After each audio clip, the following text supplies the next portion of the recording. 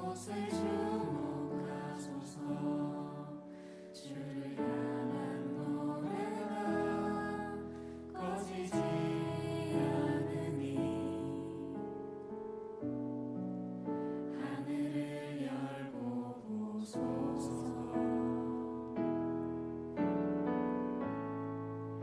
이곳에 임재하소서. 주님을 기다리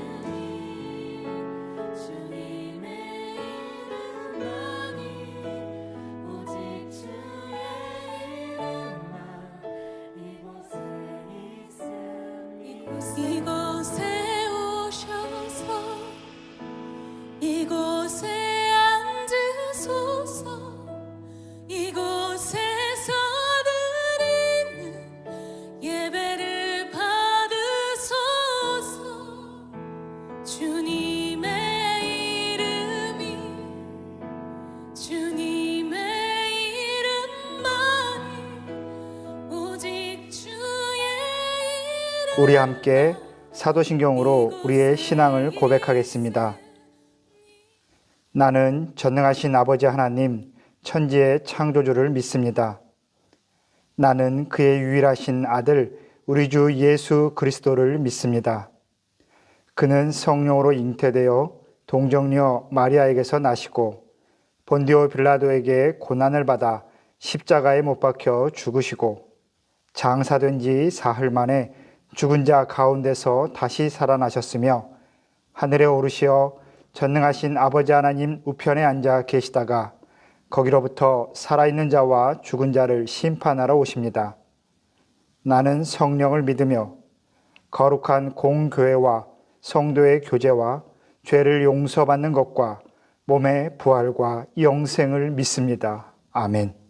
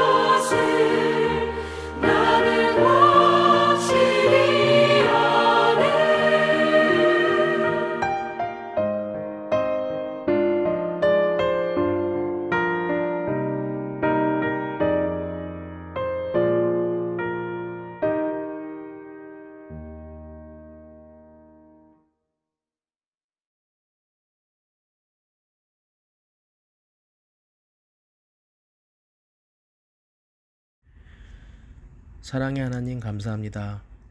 거룩한 주님의 날 택하시고 애정하신 자들을 불러주시어 주님께 경배와 찬양으로 예배드릴 수 있게 축복하심에 감사드립니다. 지난 한 주 동안 교인으로서의 우리 본 모습을 소홀히 하고 세상만을 쫓아 살지는 않았는지 다시 한번 되돌아보는 시간 갖게 해주시옵소서. 하나님의 나라를 추구하고 하나님의 이름을 높여야 함에도 속세를 버리지 못하고 세상의 명예를 따라가려는 저희들을 용서하사 주의 보혈로 씻기시고 새롭게 해주시길 간절히 기원합니다. 지난 2달여 동안 인도는 최악의 코로나 상황을 겪어야 했습니다. 많은 사람들이 고통받고 죽고 가족을 잃은 슬픔에 몸부림치며 그 모습을 지켜보는 많은 이들도 안타까움과 절망 속에 하루를 보내야 했습니다. 이제 그 상황이 조금씩 진정되어 부분적이나마 일상으로 돌아가려 합니다. 주님께서 지켜주시사 모든 성도들 하나하나의 건강과 안전을 주관하여 주시옵고 인도에 있는 모든 심령들 불쌍히 여기시어 하루빨리 코로나가 극복되어 예전의 평안한 생활로 돌아갈 수 있도록 주님의 역사하심을 보여주시옵소서. 한 주간 바쁜 세상 속에서 살다가 주님 앞에 나왔습니다. 하지만 바쁘다는 핑계로 하나님께 정직하지 못했던 저희들의 삶을 되돌아보고 용서를 구합니다.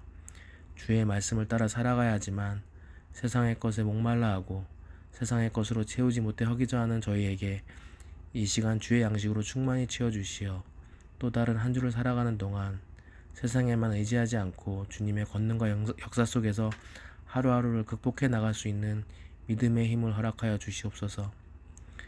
사랑의 주님, 단위에 세우신 목사님께서 축복의 말씀 전하실 때 그 말씀에 성령님 함께 하셔서 목사님 입술을 통해 선포된 말씀이 오직 살아계신 하나님의 영광만을 나타내는 귀한 시간이 될 수 있도록 주관하실 줄 믿습니다. 작은 교회지만 보이지 않게 수고하시는 성도님들 한 사람 한 사람을 기억해 주시옵고 주님을 위해 헌신하는 마음에 더욱더 큰 은혜를 더하여 주시기를 바라옵니다. 이 예배의 시종을 주님께서 인도하시며 모든 영광 홀로 받아주시기를 바라며 이 모든 말씀 살아계신 우리 주 예수 그리스도 이름으로 기도합니다. 아멘.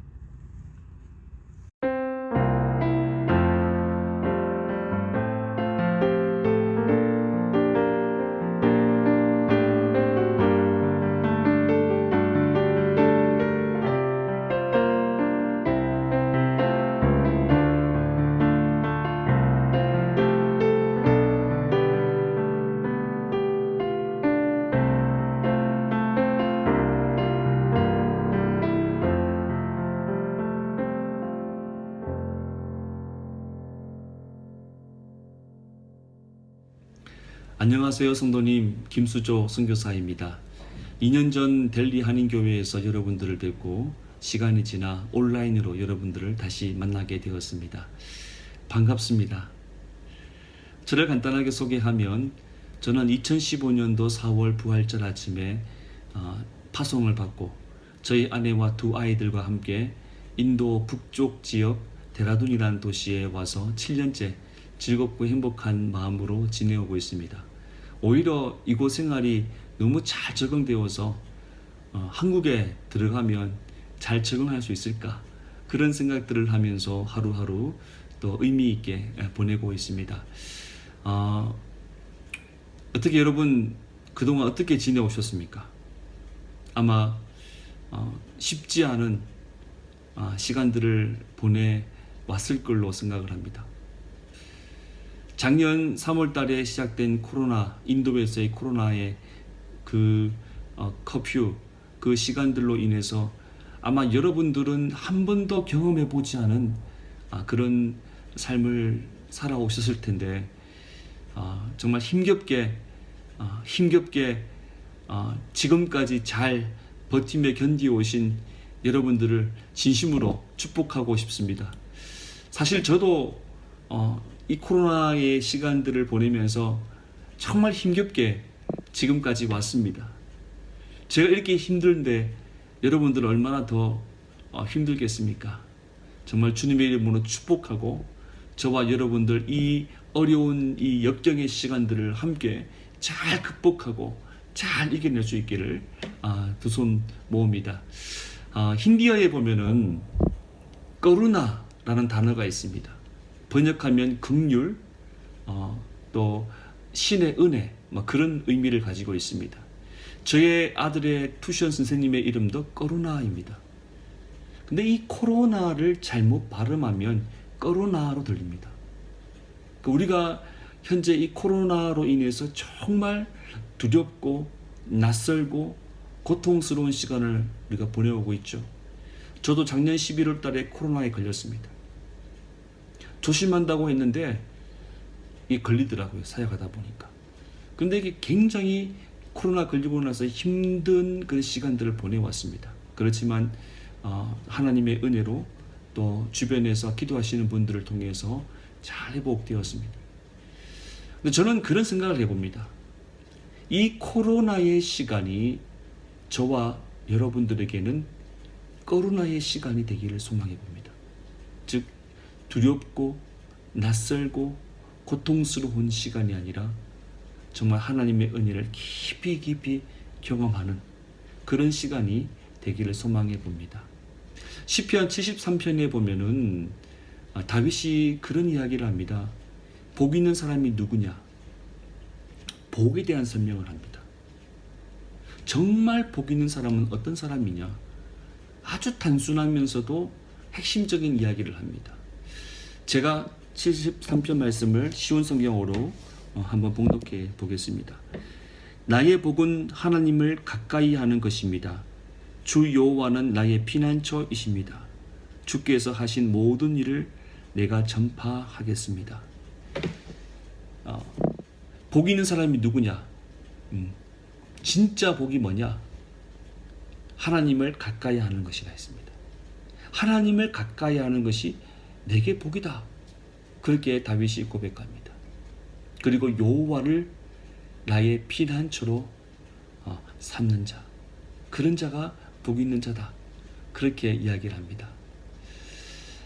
여러분, 이 코로나의 그 시간에서 여러분들은 코로나 되시길, 정말 하나님을 가까이 하는 삶을 더 깊이 있게 경험하는 시간 되시기를 소망해 봅니다. 하나님을 가까이 하는 삶, 여호와를 나의 피난처로 삼는 삶. 근데 이 하나님을 가까이 하는 삶을 살려면은 우리가 먼저 두 가지를 점검해 보아야 됩니다. 첫 번째는 믿음에 대한 부분입니다. 믿음, 신앙에 대한 부분입니다. 여러분, 믿음이 뭐죠? 여러분, 참된 신앙이 뭘까요? 그리고 여러분은 믿음이 있는 자입니까? 여러분이 믿음이 있다는 것을 어떻게 설명할 수 있습니까? 제가 사는 지역은 데라둔이란 지역입니다. 데라둔은 도시입니다. 그렇지만 시골입니다. 저희 집에서 한 50m만 가면 완전 다 시골입니다. 도시도 아닌 것이 시골도 아닌 것이 그래 애매한 도시입니다. 근데 제 길거리 나가면 종종 발견되는 것이 큰 버팔로 소가 큰 수레를 끌고 가는 것을 종종 보게 됩니다.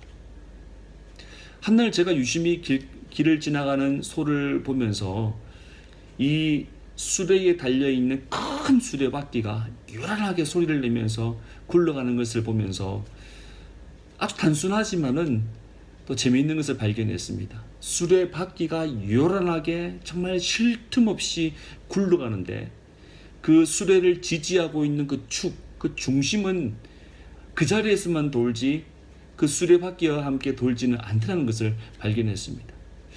그걸 보면서 제가 느꼈던 것이 신앙이란 이런 것이 아닐까라는 생각을 해보았습니다.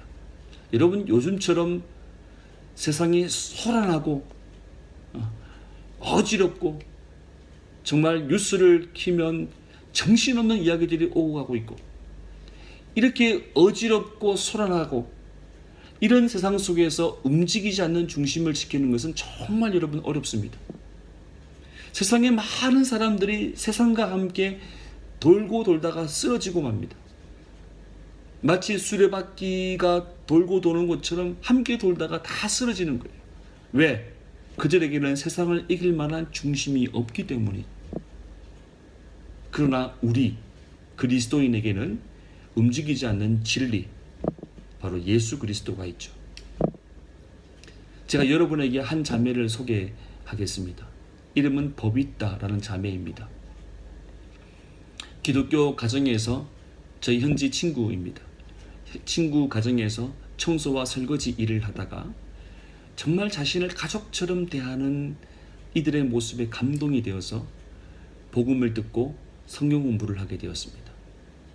그러던 중에 코로나 사태로 인해서 이 자매가 하나님을 믿기로 결심을 합니다. 그리고 집에 가서 우상을 다 갖다 버리고 그 위에 성경을 얹어 놓았습니다. 누가 그렇게 하라고 지시하지 않았습니다.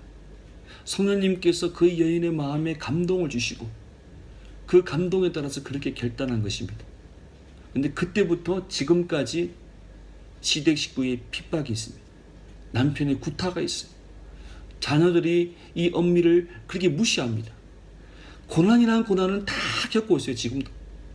최근에는 악한 영이 그 귀신의 형태로 나타나서 두렵게 하고 있습니다. 근데 이 법있다는 이전의 삶으로 돌아가지 않습니다. 오히려 더 독해지고 더 강해졌어요. 왜냐하면 이 자매에게는 움직이지 않는 진리, 예수 그리스도를 영접하였거든요. 여러분, 내가 믿음이 있는지 내가 믿음이 없는지를 체크할 수 있는 아주 영적 진단 도구가 있습니다. 여러분, 우리가 병원에 가면 의사 선생님이 이 청진기로 딱 갖다 대면 환자의 상황을 대강 파악할 수 있듯이, 그렇죠? 또 저희 집 바로 앞에 티벳 병원이 있습니다. 티벳 병원에 가면 몸이 아파서 병원에 방문하면 우리와 비슷하게 생긴 이 티벳 의사 선생님이 진맥을 합니다. 이렇게. 근데 진맥을 하면 어느 정도 병명이 다 나옵니다. 마치 그것처럼 내가 믿음이 있는지 믿음이 없는지를 파악할 수 있는 진단 도구가 있어요. 그리고 그것을 영적인 진단 질문이라고 합니다. 한번 제가 여러분에게 영적 진단 질문을 해보겠습니다. 여러분이 들으시고 한번 대답해 보십시오.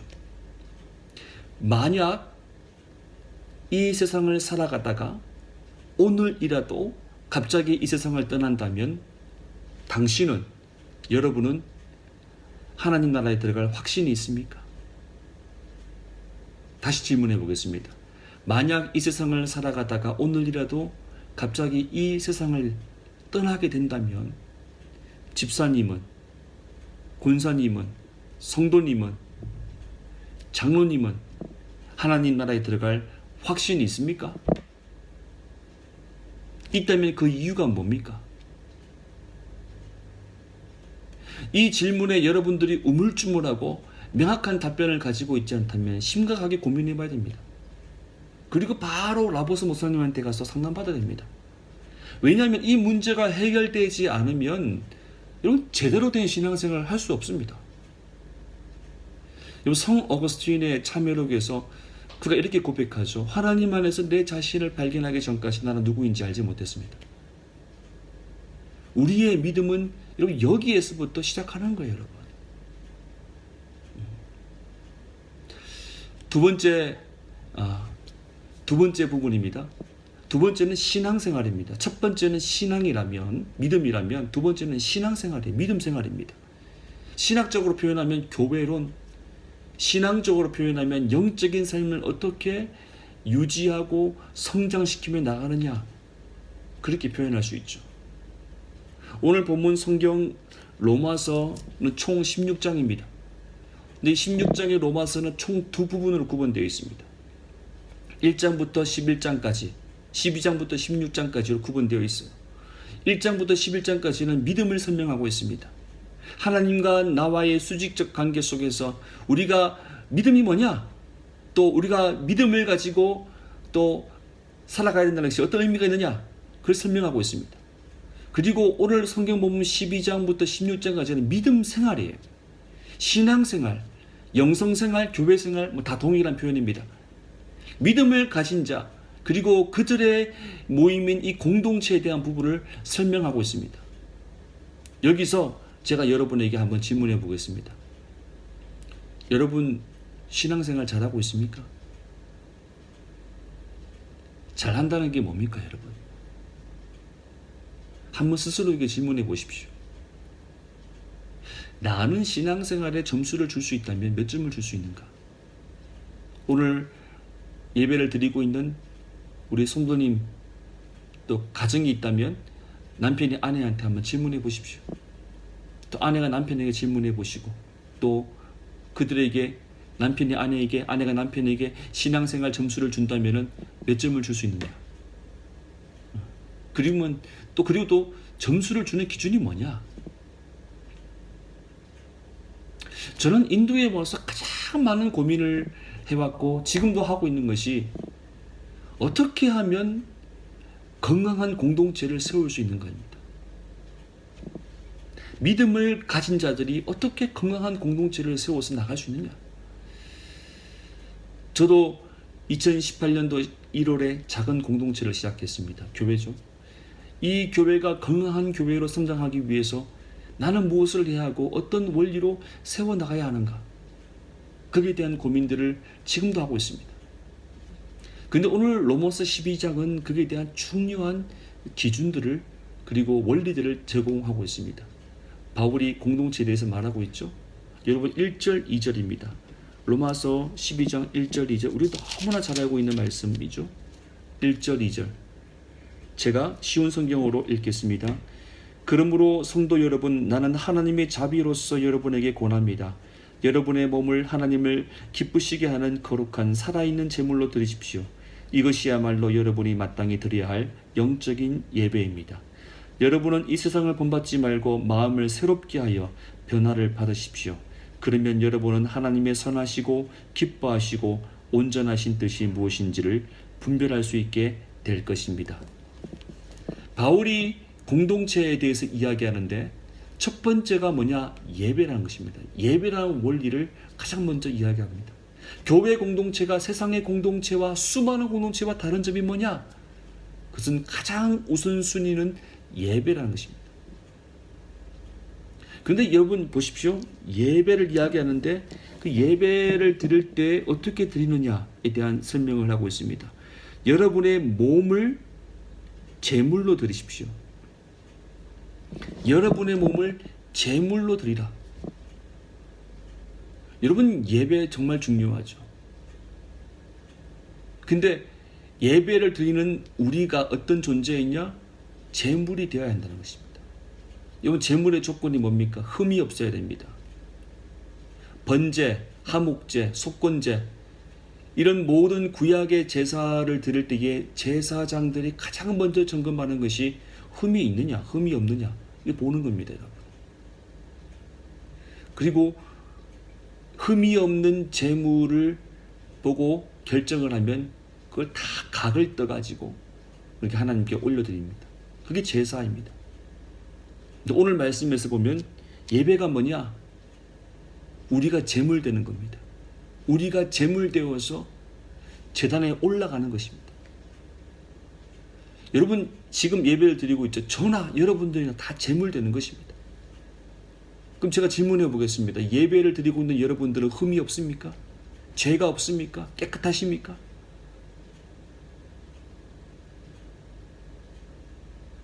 어느 순간 우리는 예배자라고 판단할 수 없을 정도로 너무나 무너져 있는 우리 자신을 발견할 때가 있습니다. 마치 소비자 같은 느낌이 들어요. 예배자가 아니라 예배를 드리고 나서 평가하고 판단합니다. 아이고 오늘 목사님 말씀 참 좋았어. 오늘 찬양은 시원찮아. 오늘 찬양은 너무 좋은데 목사님은 왜 저렇게 말씀하시지? 어느 순간 우리가 다 평가하고 판단하는 자로 다 서 있습니다. 또 온라인에 얼마나 많은 예배 서비스가 다 있습니까? 마치 소비자가 마트에 가서 자기가 원하는 물건을 고르듯이 그렇게 예배의 형태가 그렇게 예배자들이 예배를 드리는 사람들의 태도가 그렇게 바뀌어 버렸습니다. 마치 내가 좋아하는 사람, 내가 좋아하는 예배 그걸 다 입맛대로 골라서 내 만족을 얻기 위해서 예배를 드리는 경우가 너무나 많습니다. 그런데 오늘 성경에서는 그렇게 다르게 이야기합니다. 예배란 내가 제물되는 것이다. 내가 하나님 앞에 깨끗하게 제물되어서 하나님께 드려지는 것이 예배라는 것입니다. 여러분 그런 마음으로 여러분 예배를 드립니까?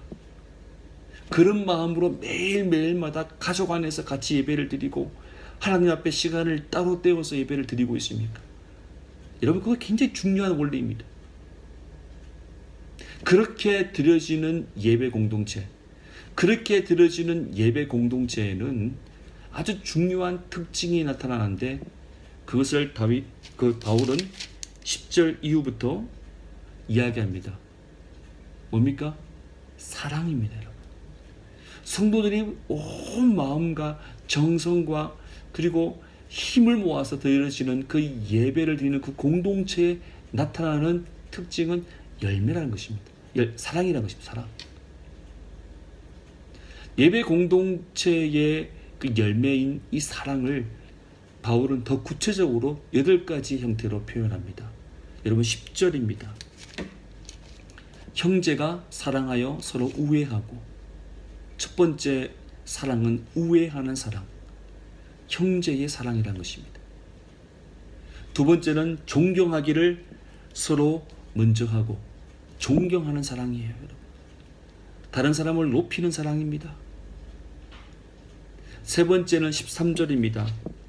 성도들의 쓸 것을 공급하고 베푸는 사랑이에요. 나누어 주는 사랑입니다.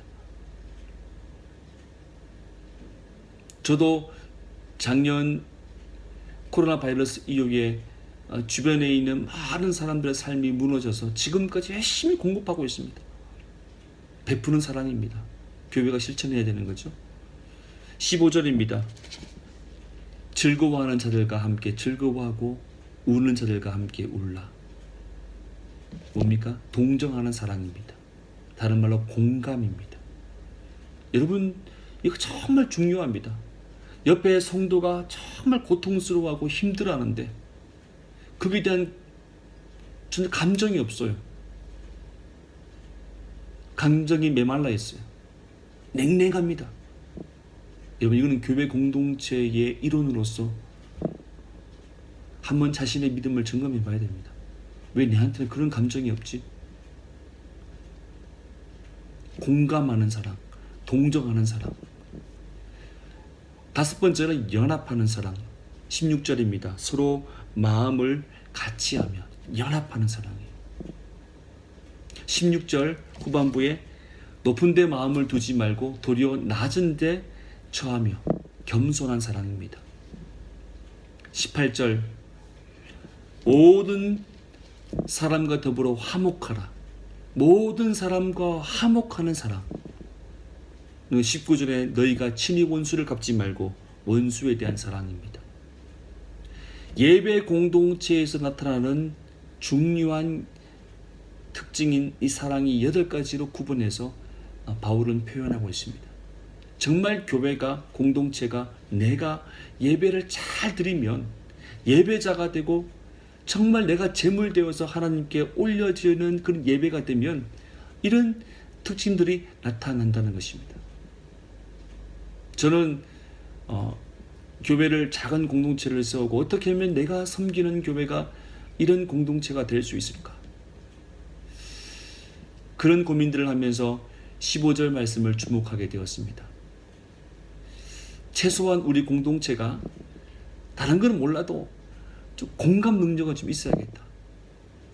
힘들어하는 자에게 찾아가서 그들과 함께 통일하게 함께 힘들어하고 그들을 위해서 함께 울어주고 같이 품어주는 그런 공감 능력이 살아있는 그런 공동체가 되면 정말 건강한 공동체로 성장할 수 있겠다. 그런 생각을 하게 되었습니다. 이렇게 하게 된 계기가 있습니다. 제가 여러분에게 한 청년을 소개합니다. 이름은 디팍이라는 이름을 가지고 있습니다. 이 친구가 청년 때 하나님을 영접했습니다. 영접하고 4년 전에 제가 인도에 와서 처음으로 세례를 준 청년입니다. 하나님을 영접하고 너무 기뻐하고 너무 순수해요. 너무 좋아하고 그래서 교회를 섬기는 것을 너무나 행복해하는 사역하는 것을 너무나 좋아하는 그런 청년이었습니다. 그런데 3년 전 2018년도 2018년도 1월 달에 갑자기 심장마비로 세상을 떠나게 되었습니다. 세상을 떠나기 일주일 전만 해도 저와 만나서 그런 이야기를 했었습니다. 내가 정말 풀타임 사역으로 하나님께 영광을 돌리고 싶다고, 어떻게 하면 좋겠느냐고 그런 상담들을 했던 것이 기억납니다. 그런데 갑자기 세상을 떠나게 되었습니다. 이 청년을 떠나보내면서 제가 할 수 있는 게 아무것도 없었습니다. 내가 이 청년을 위해서 같이 뭔가 영적인 교감을 하면서 인도에서 뭔가를 세워나갈 것에 대한 그런 미래와 비전을 세워나가는 그런 단계였는데 갑자기 떠나니까 저도 무너지는 것 같았습니다. 그때 하나님이 오늘 로마서 12장 15절의 말씀을 저에게 주셨습니다.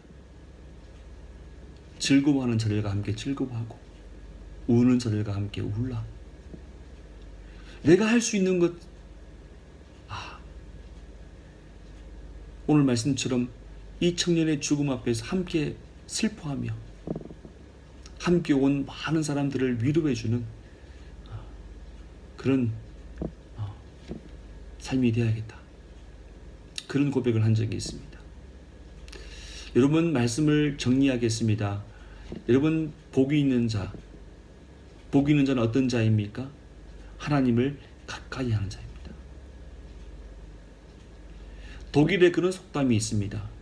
내가 하나님을 향해서 한 발짝 움직였는데 하나님은 나를 향해서 50발자국 달려왔다 라는 그런 속담이 있습니다. 무슨 말씀인지 아시죠?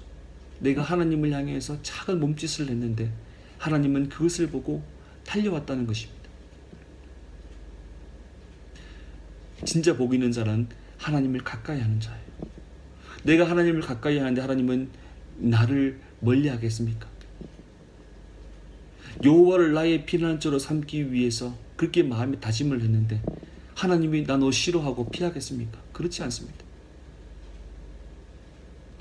하나님을 가까이 하는 자에게는 두 가지를 점검해 봐야 된다고 했죠. 첫 번째는 신앙입니다. 내가 믿음이 있는지 없는지, 영적인 진단 도구를 통해서 내가 믿음이 있는지 없는지를 정확하게 체크해야 됩니다.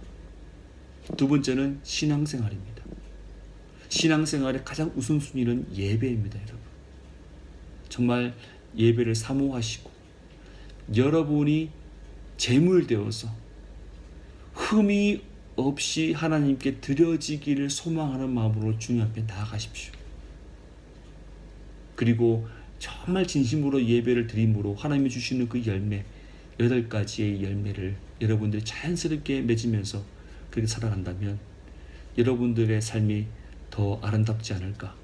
그리고 코로나가 아니라 정말 이 코로나 시대에 여러분 거루나의 삶, 긍휼의 삶, 은혜의 삶을 살 수 있을 거라고 저는 확신합니다.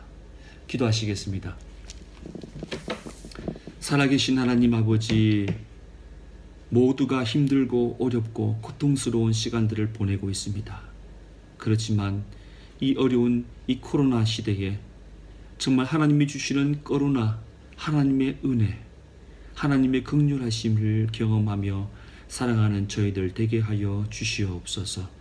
하나님을 가까이 하는 것이 내게 복이라 하였으니 하나님, 내가 하나님 앞에 가까이 가기 위해 몸부림치는 자 되게 해주시고 예배를 향해 집중하며 예배가 살아있는 자, 진심으로 내가 제물되어서 하나님께 드려지는 그런 예배자 되게 해 주시옵소서. 하나님, 내가 믿음이 있는지 없는지를 정확하게 파악을 하고 세상 속에서 세상 사람들과 함께 돌다가 쓰러지는 것이 아니라 세상을 감당하고 세상을 이길 수 있는 중심 대신 예수 그리스도를 품고 살아갈 수 있는 정말 그런 믿음의 사람 될 수 있도록 주님께서 성령의 은혜를 더하여 주시옵소서. 친히 주님께서 함께 하실 줄로 믿고 예수님의 이름으로 기도합니다. 아멘.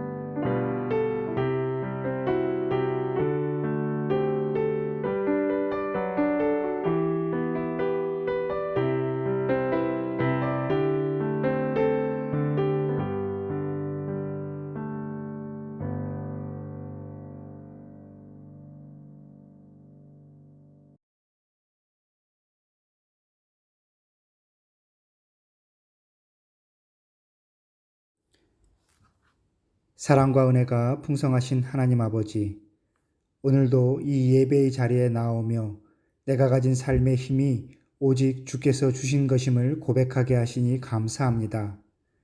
이 시간 드리는 예물을 받아주시고 그 드리는 손에 담긴 삶의 전부를 주목하여 주옵소서. 이 시간 드려진 헌금이 쓰이는 곳마다 하나님의 말씀이 심겨지고 새로운 생명이 품어지며 이 땅의 모든 영혼이 하나님의 긍휼하심을 누리게 하여 주옵소서.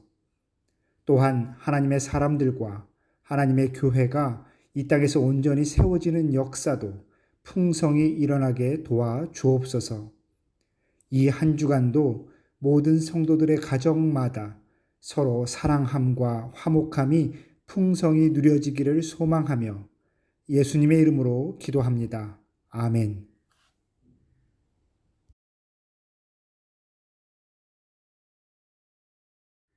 이제는 우리 주 예수 그리스도의 은혜와 하나님 아버지의 다함없는 사랑과 성령 하나님의 감동, 감화, 교통하심의 역사가 하나님을 가까이 함이 내게 있는 가장 큰 복이요 기쁨이라 고백하는 이 자리의 모든 성도들 위에, 또한 하나님의 은혜가 가득한 데라둔에서 오직 사랑과 열정으로 주신 사명의 자리를 끝까지 놓지 않는 우리 김수조 선교사님과 함께 섬기는 모든 손길 위에 지금부터 영원히 함께 하시기를 간절히 축원하옵나이다. 아멘.